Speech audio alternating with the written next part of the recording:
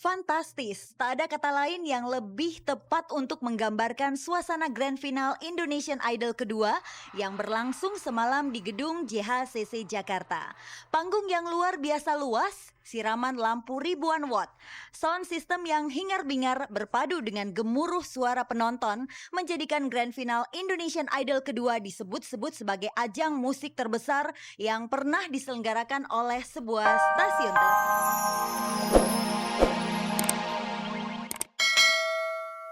Erwin, lagu-lagu Kus Plus menjadi lebih dari sekedar lagu nostalgia semata. Dengan cara kita ini mudah-mudahan orang bisa menghargai atau merespek bahwa karya Kus Plus sebetulnya emang abadi karena bisa dimainkan dengan berbagai cara dan dengan zaman sekarang pun masih bisa eksis gitu. Saya kira itu suatu pergelaran yang sangat mengesankan karena lagu-lagu itu lama sekali sudah. Mulai dari lagu-lagu tahun 60-an dan lagu-lagu tahun 70-an. Bayangkan itu berapa puluh tahun yang lalu diangkat lagi, di aransemen baru dengan segala keindahannya karena personel pemainnya katanya sampai ratusan orang.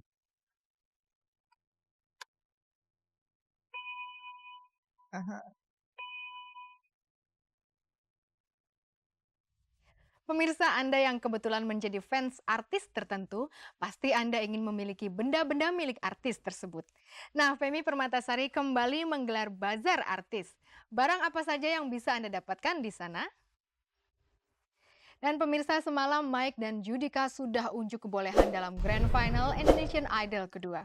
Pemenangnya baru akan diumumkan minggu depan.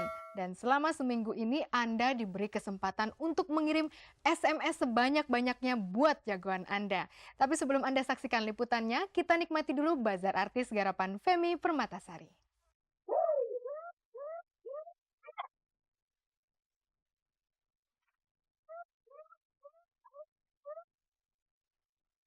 Ratu Bazar, begitulah Femi Permatasari kerap dijuluki oleh rekan-rekannya sesama artis. Femi memang gemar menggelar bazar artis.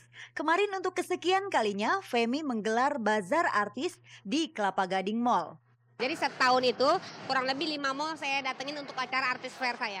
Enggak, ini udah menjadi periuk nasiku dan periuk nasi anak buahku yang lain gitu kan.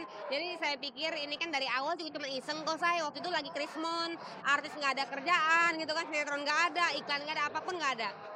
Ada ide bikin kayak gini kan, ya why not gitu. Totalnya makin kesini makin bagus. Pesertanya juga artis ntar beraneka ragam. Dari sederet stan artis, terlihat nama-nama artis yang bisa dibilang sudah mulai surut pamornya. Kenapa artis yang mengisi bazar artis bikinan Femi lebih banyak artis yang mulai pudar popularitasnya? Apakah kegiatan bazar seperti ini menjadi mata pencarian baru bagi mereka? Jadi saya bilang sih bukan karena mereka nggak ada kerjaan, tetapi mereka tuh ada job-jobnya di luar kota mungkin. Nah, tapi dia pikir untuk menambah penghasilan, why not ikut Femi Permatasari gitu loh. Maksudnya gini, kalau bazar kan misalnya artis yang jual baju. Ntar aku bilang, kamu kali ini jual baju apa gitu kan, oh baju fashion nih. Kebanyakan fashion semua sih, jadi yang dipamerkan itu baju-baju yang memang lagi mengikuti tren gitu loh. Tren tahun ini apa, ya mereka itulah yang dijual gitu loh.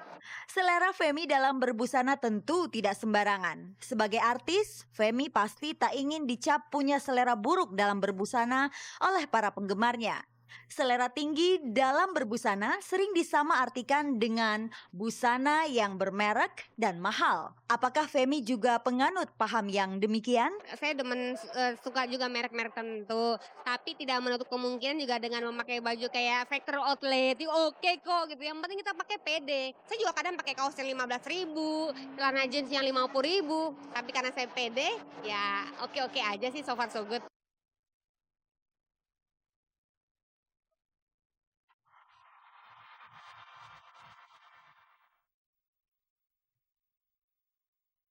Fantastis, tak ada kata lain yang lebih tepat untuk menggambarkan suasana Grand Final Indonesian Idol kedua yang berlangsung semalam di gedung JHCC Jakarta. Panggung yang luar biasa luas, siraman lampu ribuan watt, sound system yang hingar-bingar berpadu dengan gemuruh suara penonton menjadikan Grand Final Indonesian Idol kedua disebut-sebut sebagai ajang musik terbesar yang pernah diselenggarakan oleh sebuah stasiun televisi. Bagi dua finalis, Mike Mike dan Yudika, inilah panggung terbesar yang pernah mereka injak. Bagaimana mereka menilai kekuatan lawan? Dia emang pesaing saya gitu untuk memperebutkan gelar Indonesian Idol lah gitu. Kalau saya bilang sih peluang dia tuh gede banget. Kenapa? Soalnya dari segi kematangan sebagai seorang penyanyi, sebagai seorang solois tuh dia ada banget. Walaupun dulunya dia sempat bergabung di vokal group, tapi buat nyari jati dirinya sebagai Judika yang solois tuh cepet banget gitu. Nggak usah makan proses yang lama. Mike tuh bagus banget menurut aku dan dia layak banget ada di grand final dan dia itu banyak unggulnya. Dia humble juga, dia baik, dia selalu berusaha keras, dia pejuang sejati menurutku. Jadi dia jarang banget untuk tidak lari dari tantangan gitu. Jadi memang dia pantas banget ada di grand final. Tapi ya itu nanti kita akan lihat, kita sama-sama pekerja keras, kita sama-sama pejuang. Malam grand final juga menjadi malam reuni bagi seluruh kontestan Indonesian Idol kedua. Seperti halnya penonton, mereka juga terbelah menjadi 3 kubu. Kubu pendukung Mike dan kubu pendukung Yudika. Dan kubu yang tak bisa menentukan pilihan. Ya kalau ditanya secara feel yang sekarang, Judika dulu, Judika. Mereka akan gue SMS, seandainya gue ada kesempatan SMS ya, gue akan SMS mereka berdua sebanyak-banyaknya dan itu sama. Dua-duanya. Karena mereka berdua memang pantas ada di situ. Waktu Mike nyanyi lagu Bunda, wah itu Vira lebih yakin lagi kalau Mike bisa menjadi the next Indonesian Idol.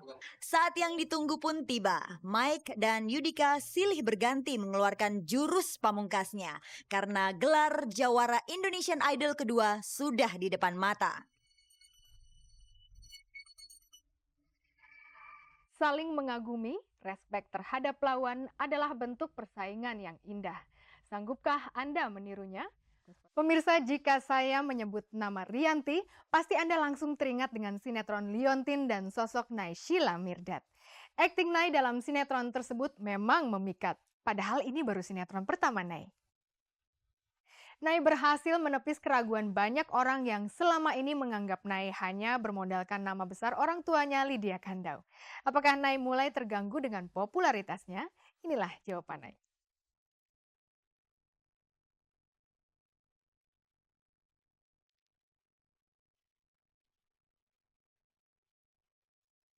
Naysila Mirdad. Anda, terutama penggemar sinetron Liontin, pasti mulai hafal dengan wajah hitam manis putri pasangan Lydia Kandou dan Jamal Mirdad ini. Bisa dibilang debut Nay dalam dunia sinetron amat sukses karena sinetron Liontin dalam waktu singkat berhasil duduk di jajaran 10 besar sinetron yang terbanyak menjaring pemirsa. Tentu pencapaian yang luar biasa bagi pendatang baru seperti Nay. Pada awalnya mungkin banyak orang meragukan kemampuan aktingnya. Barangkali ada orang-orang yang mencap Nay cuma mendompleng popularitas kedua orang tuanya. Nay terbukti berhasil meruntuhkan pandangan minor orang tentang dirinya. Aku sih biasa aja, nggak ada rasa apa-apa, yang pasti aku hanya senang banget karena aku bisa ngebanggain orang tua aku. Sebuah ucapan rendah hati dari seorang gadis yang baru beranjak remaja. Tak banyak orang seperti Nay yang tetap rendah hati meski popularitas mulai datang menghampiri.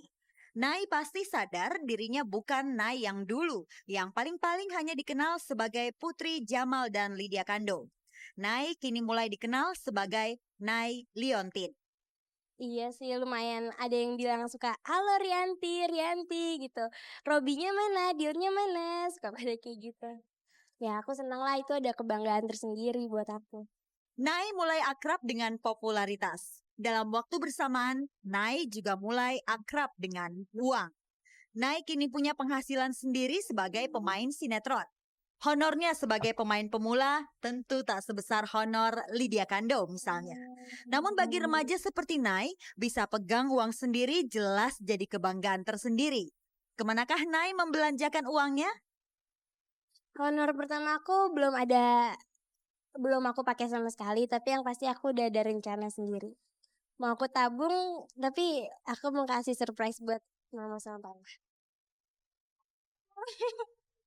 Aku buat langkah ke depan aku hanya serahin sama Tuhan, tapi di sini aku juga lakuin yang terbaik buat diri aku, juga buat semuanya.